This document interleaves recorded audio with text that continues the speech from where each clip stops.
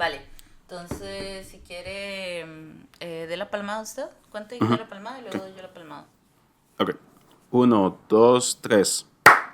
Uno, dos, tres. Hola, soy Cris Robles Soy Daniel Matarrita. y esto es El Síndrome del Impostor.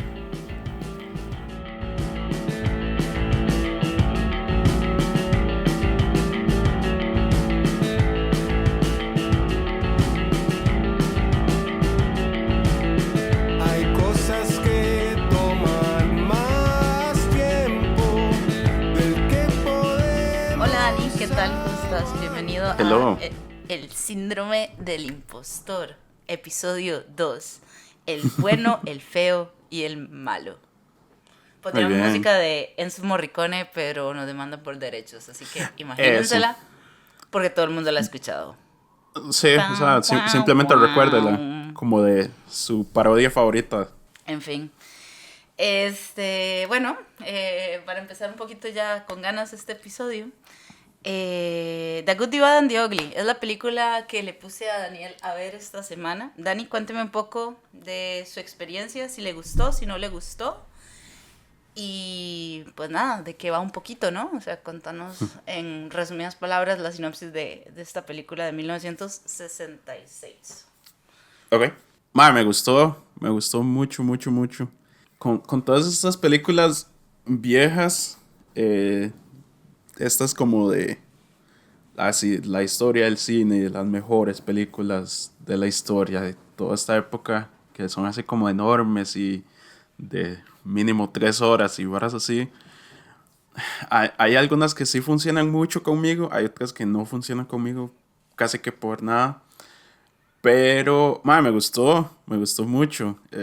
Es vacilón como, eh, todo, o sea, el hecho de que sean 3 horas, se pasa volando. Es súper, súper bien.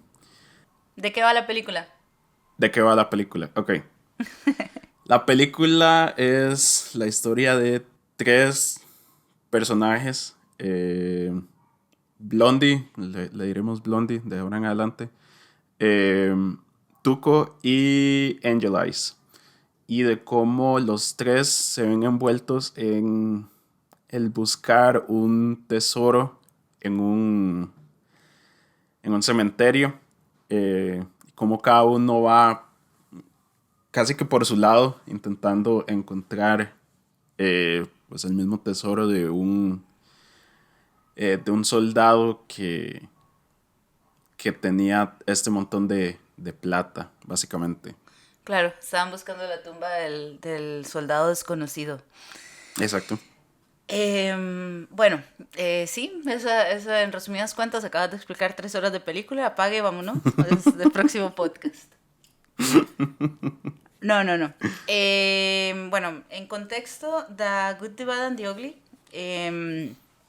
es una película que es la tercera de una trilogía del director italoamericano, bueno, italiano y luego se hizo gringo, Sergio Leone. Y pues es la trilogía del hombre sin nombre, ¿no? Y bueno, tenemos tres personajes que cada uno representa al bueno, el feo y el malo. Entonces, al final, esta película lo que quiere retratar y pintar es la moralidad de una manera pues muy honesta, ¿no? O sea, de cómo tratar de seguir o no ciertos principios en un mundo que es intrínsecamente ni siquiera inmoral, sino amoral, ¿no? Sí. Eh, entonces, contame un poquito, ¿qué te llamó como de la película? O sea, como si yo te digo las tres características de The Good, The Bad and The Ugly, ¿qué fue como esas tres cosas que rescatarías inmediatamente? Uf, ok. Tres características. Mae, como parecido a lo que venías diciendo, como eh, ninguno de los tres personajes es genuinamente bueno ni genuinamente malo, realmente. O sea, todos están ahí como en esa área gris que en otras circunstancias y bajo otra dirección, eso se hubiera visto como medio, o sea, no se hubiera hecho tan bien, pero siento que cada uno por su lado se siente como muy creíble de lo que es realmente. Y siento que eso estuvo muy bien. Am, mae, los, estas tomas así enormes con este pichazo em, Territorio. de extras. No, de extras. O sea, con todas estas escenas de la guerra. Y son estas tomas así con lentes enormes. Y ese montón de gente que sale así corriendo. Y o sea, eso es lo que mucha gente que me cae mal añora de lo que era el cine en el tiempo de antes. O sea, sí.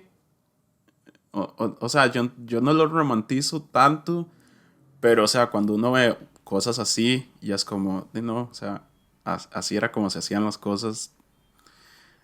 Es una estupidez, o sea, es enorme. La película, o sea, se siente así como un mundo enorme y de ver como tomas así, o sea, es como de otro mundo, es una cosa así donde, digo, uno entiende cómo directores ya más cercanos a nosotros veían esas películas y quedan asombrados. A mí Entonces me esa es la parece segunda. que... Ajá. Sí, bueno, no, diga la tercera y Mm, yo intervendré luego. ok. La tercera. Mae, la tercera siento que tal vez es como el hecho de que a pesar de ser uno de los western más conocidos y más famosos, no es, o sea, no sigue como todas las reglas necesarias de los otros western. O sea, le cambia así como algunas cositas y por eso mismo esta película se vuelve así como icónica. O sea, son cosas súper pequeñas donde no es los vaqueros contra los indios ni nada por el estilo, sino son como historias que, o sea, que no se sienten tan irreales, que no se sienten tan como de película. Y porque, o sea, se sienten como genuinas, como que no siguen la misma línea, por así decirlo. Entonces sí me gustó muchísimo eso. Eh, Eso me parece como súper interesante porque eh, lo- esta película es como la epítome de lo que se podría llamar el spaghetti western, que básicamente son géneros del oeste, películas del oeste americano, digamos, o del oeste gringo, que están hechas en Italia y en España. Esta película se grabó en España, en Desierto de Tabernas en Almería y en Santo Domingo de los Silos en España. Que de hecho, si algún día van, pueden ir a ver las locaciones. Luego, si nos visitan en nuestro blog, podrán ver algunas fotos que yo tomé en el lugar, en el, en el cementerio de Sad Hill y en el desierto de Tabernas, por si, así, dato curioso, porque esos lugares todavía están. Bueno, ¿qué es lo importante del Spaghetti Western? Además de que es nada más barato que grabar en Estados Unidos. Bueno, para empezar lo estaban haciendo directores italianos que venían de una escuela de cine muy interesante, que es el neorrealismo italiano, ¿no? Entonces, la estética es diferente, es mucho más real, si se le puede llamar de algún modo. Usaban, por ejemplo, a actores que no eran actores, escenarios no construidos, sino que eran las ciudades en ruinas, ¿no? Después de la Segunda Guerra Mundial, y esto es algo muy importante, porque la Segunda Guerra Mundial vino a cambiar la estética del cine. Eh, Algo que decías que me llamó muchísimo la atención es que John Ford, que es uno de los directores más grandes de la historia de Hollywood y que se especializó en los años 30 en hacer cine, fue el director de John Wayne, por ejemplo, él sirvió en la Segunda Guerra Mundial y esto le cambió su perspectiva. Él fue cineasta durante la Segunda Guerra Mundial y todas estas imágenes que vemos de hechas en cine, digamos, en 35 milímetros de la Segunda Guerra Mundial, bueno, en parte él aportó. Entonces esto también le cambió esta mirada como de blanco y negro, moralista, del hombre contra el territorio y aquella americanidad, ¿no? De del salvaje oeste, ¿no? Y de esta cuestión que hay que colonizar y que además era idílico porque además representaba la libertad, ¿no? Un lugar donde todos podemos venir a hacer lo que nos dé la gana y ¿sabes? El destino manifiesto, ¿no? Y entonces tras venir de la Segunda Guerra Mundial, ¿no? Y ver en carne propia, o sea, lo que fue aquello, ¿no? John Ford cambia pues un poco su mirada, ¿no? De cómo se hace, por ejemplo, The Searchers, que es una película de 1956, es como la muerte del cowboy hero, ¿no? Del vaquero héroe, ¿no? O sea, y empiezan a cuestionarse cosas que antes no se cuestionaban, como la relación con los indios americanos, ¿no? O sea, esa la cuestión de quiénes son los verdaderos, el verdadero, ¿cómo llamarlo? ¿Quién, quiénes son los verdaderos buenos y quiénes son los verdaderos malos, ¿no? O sea, porque antes el western venía como de esta tradición del salvaje oeste, los bandidos y los buenos, y siempre todo terminaba en persecución, tiroteo, ¿no? Y entonces, claro, y a los indios americanos como la versión latente de lo salvaje y una amenaza hacia el avance, ¿no? De la civilización. Entonces, a partir de la Segunda Guerra Mundial es que pasa algo súper, súper interesante en la estética, porque todo de pronto se vuelve sucio, se vuelve polvoriento, se vuelve un lugar gris moralmente, ¿no? Y que marca un estándar estético y ético, ¿no? O sea, Sergio Leone, que es este director italiano, que es el que dirigió esta película, pues hace un estudio bastante introspectivo del personaje. De hecho, algo que decías que me llamó mucho la atención es quién es el verdadero malo aquí, porque digamos, haciendo la cuenta de los muertos, Blondie, Clint Eastwood, mata a 11 personas en la película. Tuco mata a 6 y Angel Eyes, que es el malo malísimo, solo mata a 3 personas y de hecho una de ellas fue a defensa propia. Lo cual demuestra algo muy importante en el cine, que si tienes una risa malvada, eso te hace el malo malísimo de la peli, no importa cuánta gente hayas matado.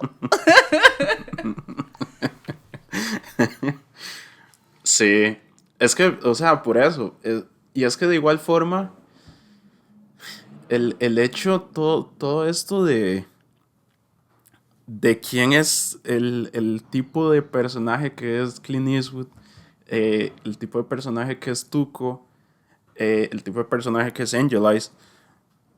O sea, son como... Empiezan siendo como una cosa y nos lo intentan vender como de una forma, pero mientras pasa el tiempo en la película uno se da cuenta que es como, no, o sea, todos quedan como en ese lado gris medio raro en el que, o sea, el bueno no es tan bueno. El malo, o sea, tampoco. Tuco no cree en nadie y no confía en nadie. Y por eso es mi favorito de la película. Tuco es el mejor personaje, definitivamente. No, y además hay algo muy importante, digamos, Blondie, por ejemplo, es un personaje que cuando lo conocemos no es nada diferente a Angel Eyes, por ejemplo. O sea, tiene o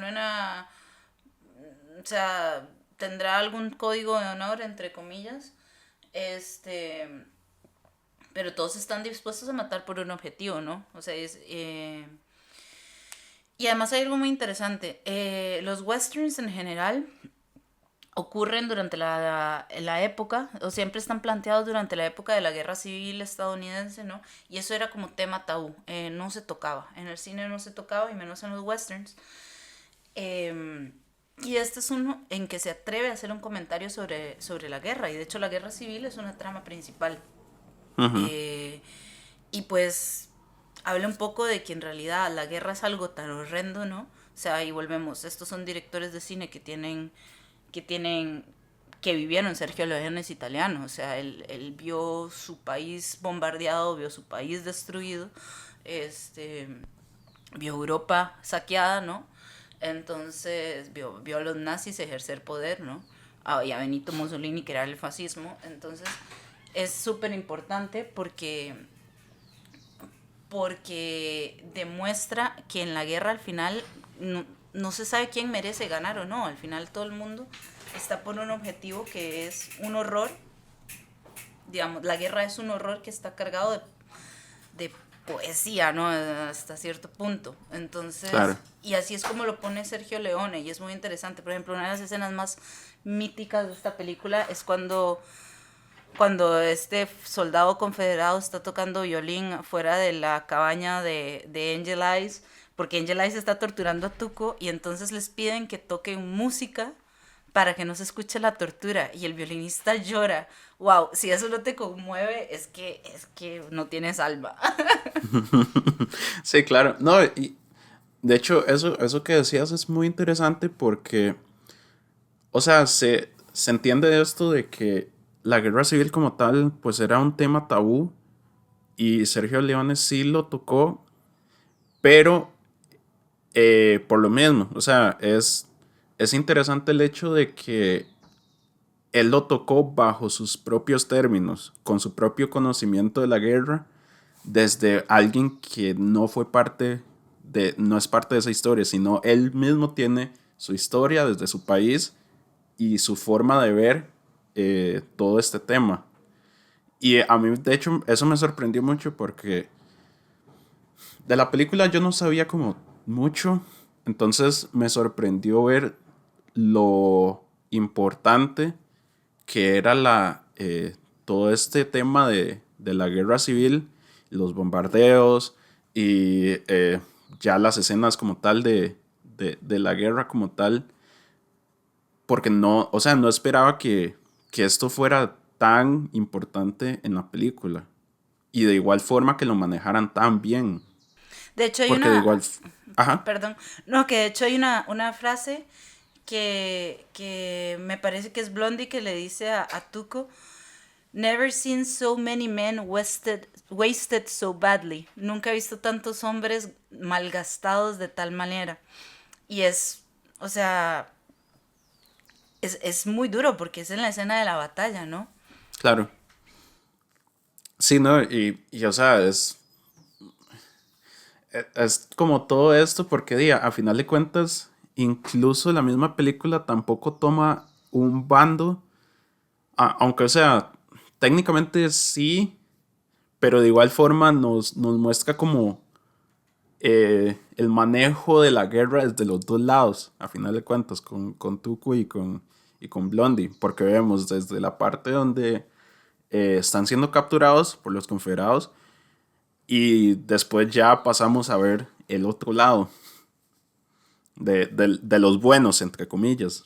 Entonces, o sea, incluso para estas cosas, o sea, si toma como un punto medio en el que nos muestra como ambos lados, pues de la guerra, a final de cuentas. Claro, lo que pasa es que la tesis de Leone es esta, o sea, la guerra o sea, que a través de ese viaje por el territorio y la guerra, para conseguir ese dinero, o sea, se dan cuenta tanto Blondie como Tuco que tanto sufrimiento no vale la pena. Y es muy interesante porque además todo esto también está marcado como con el simbolismo del polvo, ¿no? O sea, de que como todo es tan sucio que al final no nos reconocemos y que los uniformes no valen, ¿no? O sea, a mí eso me llamó muchísimo, muchísimo, muchísimo la atención. Y bueno, a ver, que a pesar de que indiscutiblemente la Unión tenía motivos ulteriormente mayores digamos, como moralmente correctos y de los cuales yo estoy de acuerdo, que es terminar la esclavitud, ¿no? Hay que recordar que Angel Eyes era un sargento de la Unión, no confederado, ¿eh? Y Sergio Leone no está haciendo una tesis sobre los confederados son buenos y la Unión es mala, o sea, no está cayendo dentro de ese código binario, por lo contrario, está diciendo de que es que inclusive aunque tengas como las mejores intenciones, ¿no? O sea, por ejemplo, de Estados Unidos a pelear con los nazis, o sea, si no te cuidas, o sea, si no, puedes caer en un punto moral en que puedes ser igual o peor que ellos, ¿no? O sea, porque la guerra todo lo corrompe, o sea, en este sentido, es violenta, sucia, texturizada, ¿sabes? Es, es, es el sentido de la desolación, ¿no? En esa forma, ¿no? Y algo que me llama mucho la atención, que me gustaría comentar, eh, es la estética de lo sucio. Entonces, nada, algo que me gustaría que comentáramos es, ¿qué te pareció la estética de lo sucio? Porque comparado como, por ejemplo, un western de John Wayne, este, donde todo se ve pulcro, prolijo y donde los vaqueros son como una máxima de la aspiración de lo americano y se nota dónde son los malos malísimos y los buenos buenísimos. Y en cambio ves esta película y todo es sucio y todo es un área moral gris. ¿Qué opinas sobre lo sucio como metáfora de lo moral? Contame. Sí, de hecho, es vacilón porque, o sea, a final de cuentas, a pesar de ser un western y de lo que siempre conocemos de los westerns, así, de eh, estas ciudades o estos lugares donde está el saloon y todas estas varas, y tampoco es ni siquiera que se ve mucho, pero incluso lo poco que se ve de estos lugares, también, o sea, no es lo que a uno le vendieron con John Wayne, por así decirlo, se ve feo, o sea, no tiene así como la belleza del western, del hombre enmascarado y todas estas cosas de que es divertido ser vaquero incluso. Entonces, o sea, incluso como el simple hecho de que no hay muchas escenas de esto y las pocas escenas que hay de estos lugares también se ven feas, dice mucho.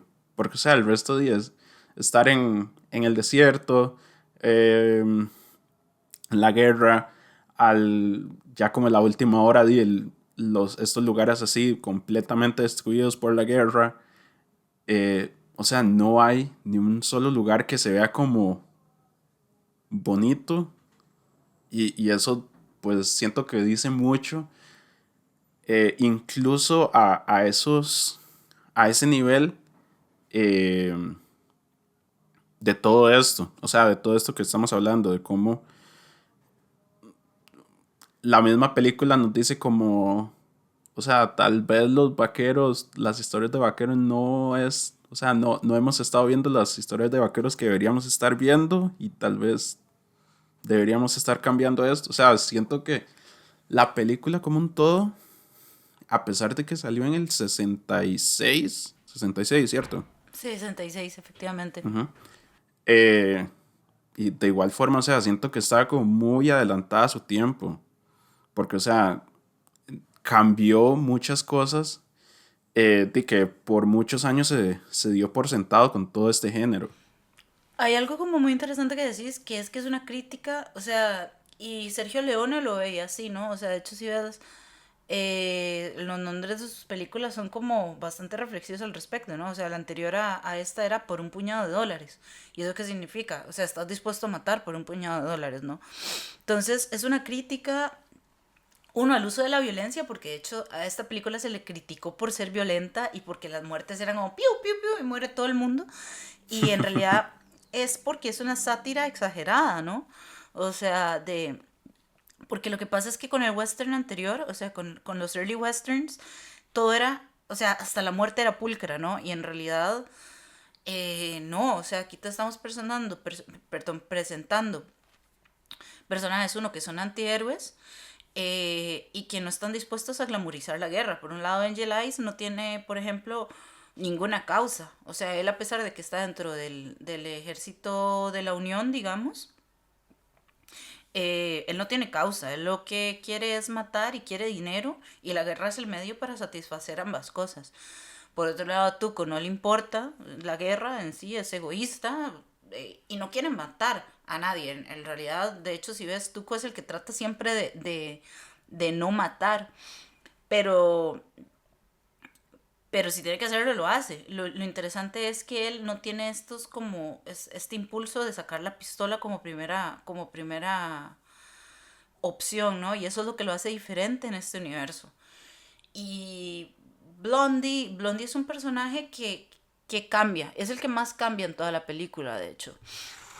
O sea, porque Blondie empieza a valorar la vida humana tras haber estado a punto de perderla varias veces y tras haber caminado el desierto jalado detrás de una mula, ¿no? Entonces, poco a poco ese sufrimiento hace que le genera la suficiente empatía, a pesar de que ser el típico hombre solitario del territorio inexplorado, ¿no?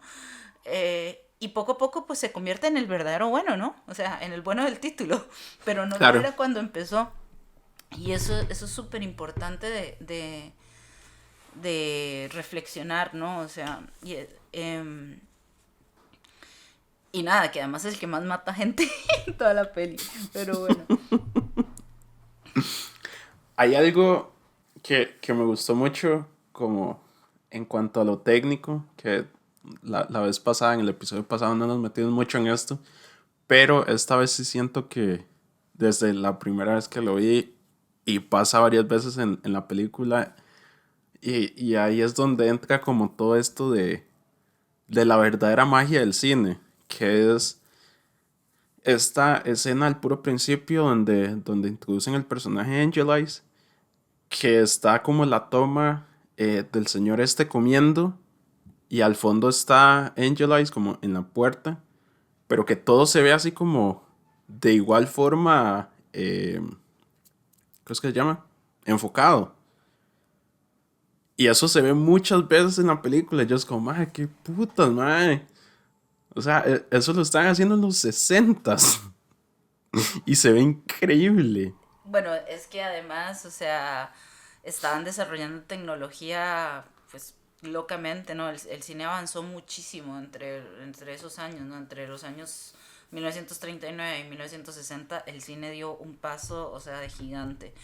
Y, y es cierto, tiene una calidad técnica espectacular y además, nota curiosa, Sergio Leone tenía la película en su cabeza. Él como director no llevaba notas, no llevaba storyboard. Él sabía cómo quería que se viera esa película y filmaba de esa manera. Entonces es súper, súper interesante que no escribió una sola nota al respecto. Y él llevaba la película y la supo plasmar, o sea, decir, aquí va la cámara, así hago esto.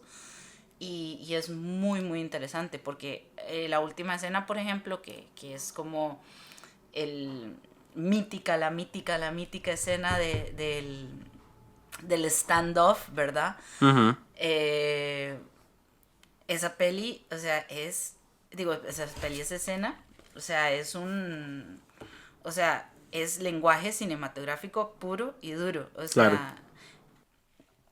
y es muy, muy interesante de que el Leone no lo tenía escrito. El mae sabía cómo lo quería, sabía cómo quería filmar ese duelo, o sea, el close-up, los ojos, las miradas, que de hecho es muy interesante, o sea, a nivel técnico, cómo Leone siempre está muy centrado en los personajes, ¿no? Que esto lo ves en la escena donde van Tuco y Blondie caminando y la cámara está tan en ellos que nosotros no vemos el territorio, al punto de que Uh-huh. es una sorpresa ver a todos los soldados de pronto, ¿no? O sea, de pronto abre la cámara, panea y ¡boom! O sea, tienes un montón de soldados enfrente y ellos se quedan así como, ¿y esto dónde salió? Porque están tan en el personaje, o sea, y la cámara está tan en el personaje que nos sentimos dentro de las pieles de ellos y eso tiene muchísimo, muchísimo mérito.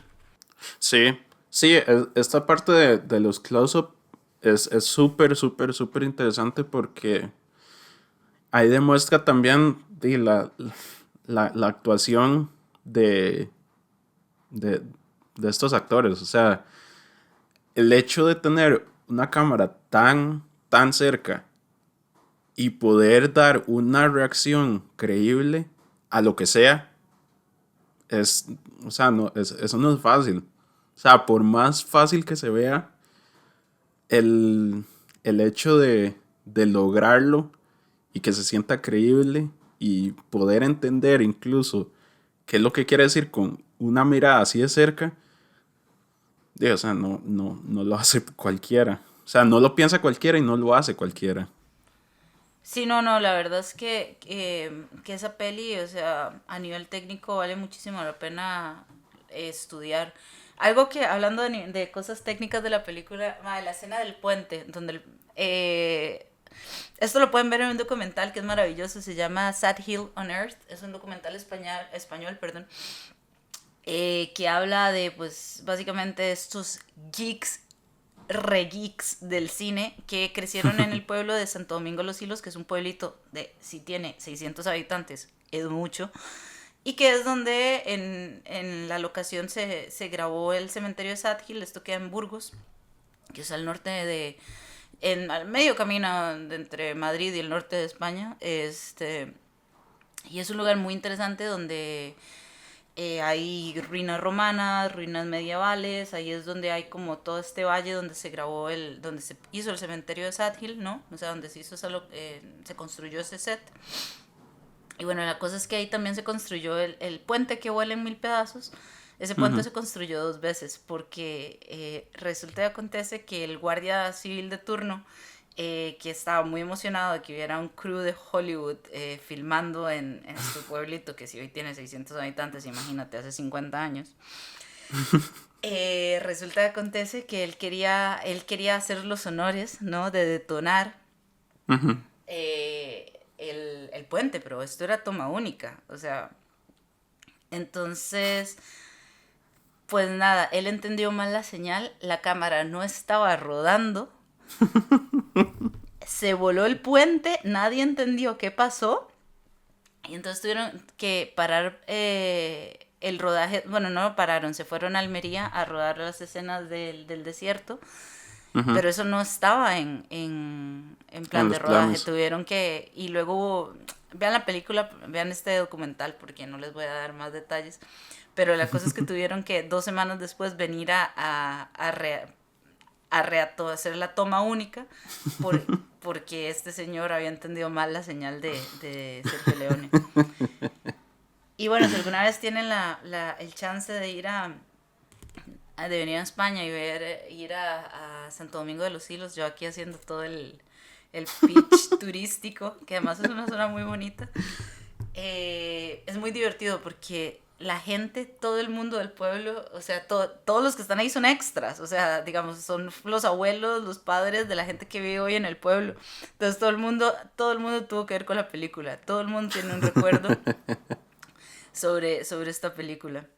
En fin, pues nada, eso es una recomendación si les gusta tanto el cine y la arqueología del cine, si lo quieren ver de algún modo. Pero bueno, continuando.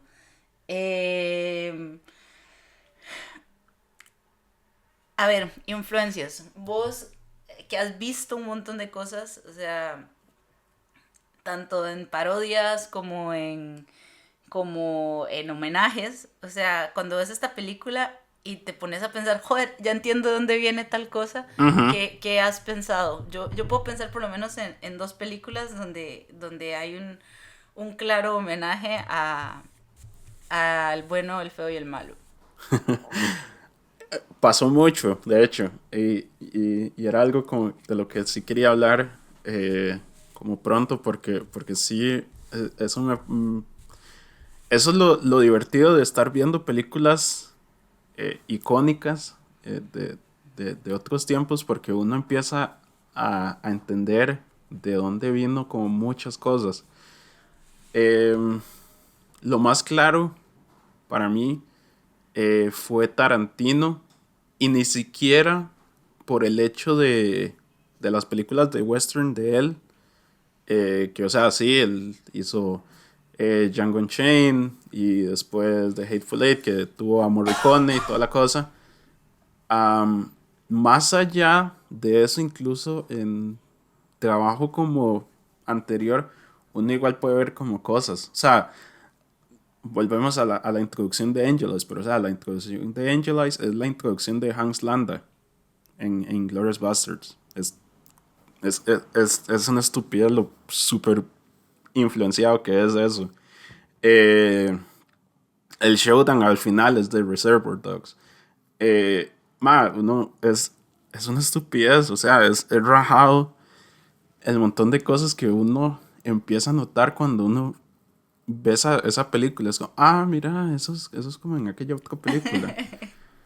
Sí, de hecho diste justo, o sea, o sea, Tarantino, pues claramente Reservoir Dogs, el tiroteo final, es un homenaje absoluto al bueno, el feo y el malo. Cierto, no había pensado en lo de Landa, pero tienes toda la razón, o sea, claramente viene desde ahí. Y bueno, yo puedo pensar, por ejemplo, en Regreso al Futuro, en Back to the Future, Ujú, cierto. donde Marty McFly dice, me llamo Clint Eastwood, y está usando ropa que es la ropa de la película, o sea, el poncho este horrendo gastado que lleva Clint Eastwood. Sí, sí, muy, muy bien eso. No sé si vos viste esta película animada Rango.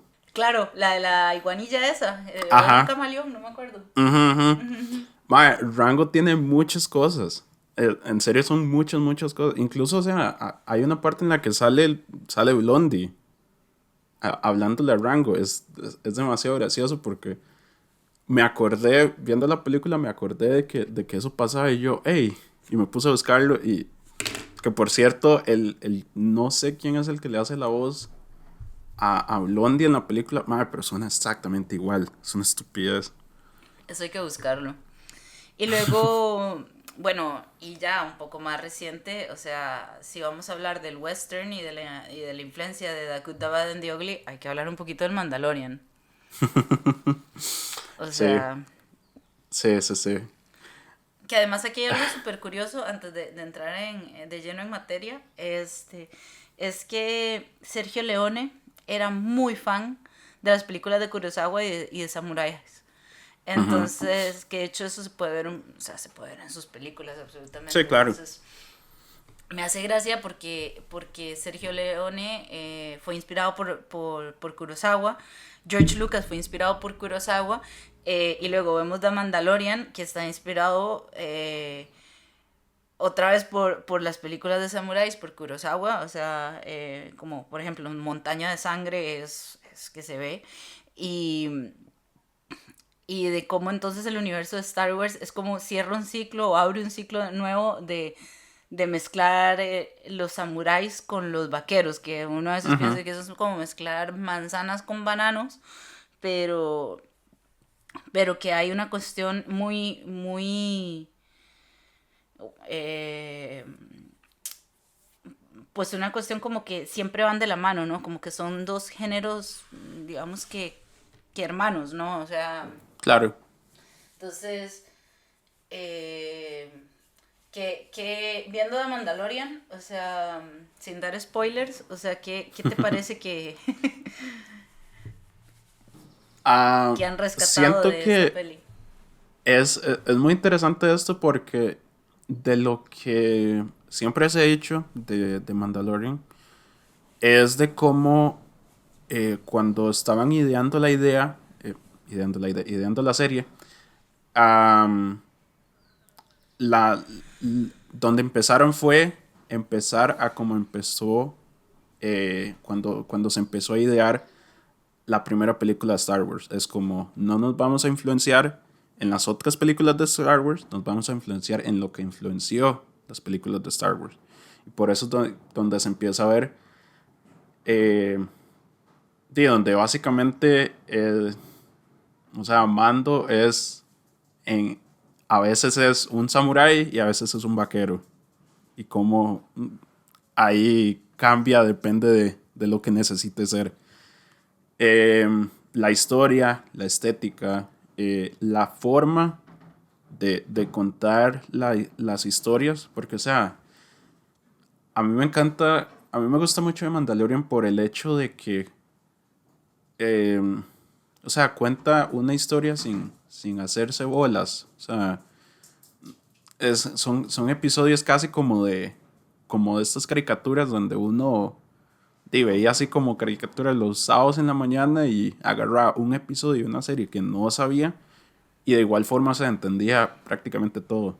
Es como la serie de nada, así, y exacto. Mete el bajo de Seinfeld. O sea, es como... Los derechos no nos demandan si ponemos música con derechos de autor, pero imagínate. Y son, o sea, como este tipo de... ¿Cuál va a ser la aventura de Mando hoy? Sí, entonces, de hecho es muy interesante porque ahí diste en el clavo. Igual que The Mandalorian, igual que el western, es un género de exploración, es un género de un personaje que está solo contra el territorio y tiene que explorarlo, y ese territorio le va a dar aventuras y claves para seguir hacia otro punto. Y es como, pero lo que me hace gracia, digamos, es que al mismo tiempo esta visión del héroe solitario, ¿no? Ya no es visto como algo admirable, sino que en bueno, en una película y en la serie, lo cierto es que el personaje principal, por no llamarle el héroe, solo logra sobrevivir cuando trabaja junto a otras personas, ¿no? O sea, que la solitud y la soledad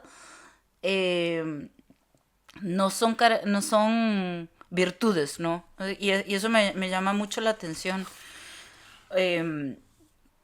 Que digamos, por ejemplo, en The Good, The Bad and the Ugly, creo que se traen abajo el mito del oeste, ¿no? Que es y que The Mandalorian también lo hace, que es que esta idea del territorio desconocido significa un territorio de libertad, ¿no? O sea, como está la epítome del sueño americano, y que en realidad el oeste es un lugar de fracaso, pobreza y desgracia, y el oeste, entiéndase, el Outer Rim de Star Wars, ¿no? O sea, son lugares donde fueron tanto olvidados por la República como el Imperio, y la gente está viendo cómo diablos sobrevive.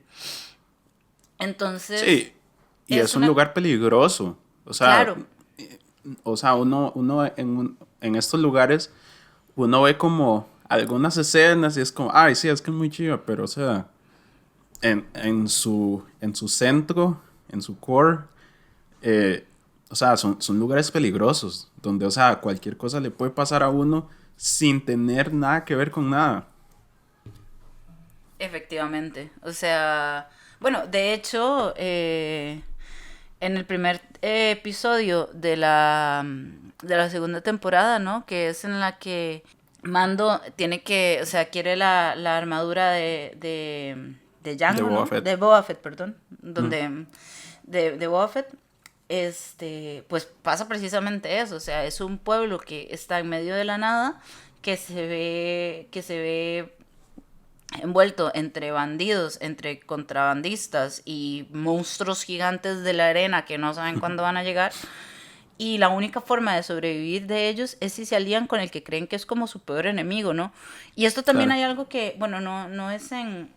bueno, también sí se puede hablar de The Good, The Bad and the Ugly, pero también pasa por un puñado de dólares, que es que el héroe y el antihéroe, entiéndase, Blondie y Tuco, pasan casi toda la película peleando más que alcanzando un objetivo en común.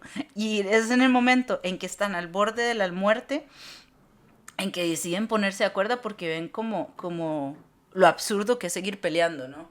Claro. Y que eso yo creo que se extrapola muy bien como en The Mandalorian, ¿no? Entonces como que yo creo que The Mandalorian no es un space western, es un space spaghetti western, porque es sucio, es texturizado, es violento, y donde en realidad los códigos morales, o sea, varían, o sea, según el día, el del lado de la cama que te levantaste, ¿no? Claro. Sí, es que incluso el hecho de que o sea, The Good, The Bad and the Ugly sí sucede durante la Guerra Civil, pero de igual forma se siente como con estas escenas de los lugares así como full bombardeados, o sea, son como lugares donde ya hubo destrucción, que es exactamente toda la ideología de Mandalorian, es como, ok, ¿qué pasó después? A niveles como de una persona normal, digamos. O sea, no es así como a niveles de Luke Skywalker y toda esta vara, sino es como, ok, la guerra terminó, todo pasó, pero ¿qué pasó con la gente? ¿En qué quedó todo? Claro. Y siento que esos lo manejan súper, súper bien. Porque, o sea, nos enseñan en ese mismo episodio que vos decís de cómo los de este pueblo estaban así súper felices de que destruyeron como la estrella de la muerte y toda esta cosa, y estaban súper felices, y llegó otra gente mala. Porque, o sea, siempre es así. Claro. O sea, siempre va a haber algún otro malo que O sea, que le quite el lugar al otro. Claro, o sea, alguien que venga de antagonista porque al final, o sea, no necesitas ser un Stormtrooper para, pues eso, para tener un código moral cuestionable o no, ¿sabes? O sea, Exacto. que eso es como de las cosas interesantes que hay que rescatar de The Mandalorian, y que creo que refleja muy bien, digamos, con el western, ¿no? O sea, con estas ideas del spaghetti western.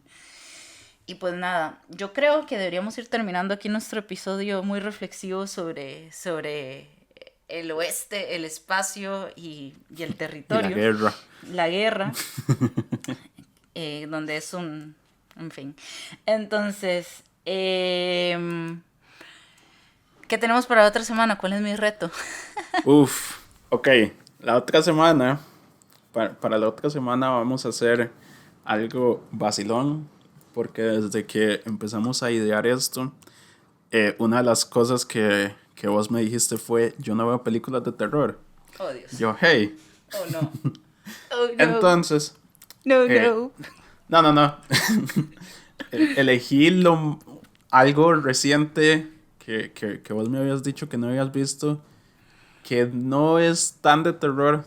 No te voy a poner así como Hereditary o una vara así bien salvaje, pero que está vacilón. Entonces, para la otra semana vamos a hablar de Get Out de Jordan Peele. Así será. Es súper, súper buena. Sí, no la voy a culpar si va a ver la película con la luz encendida.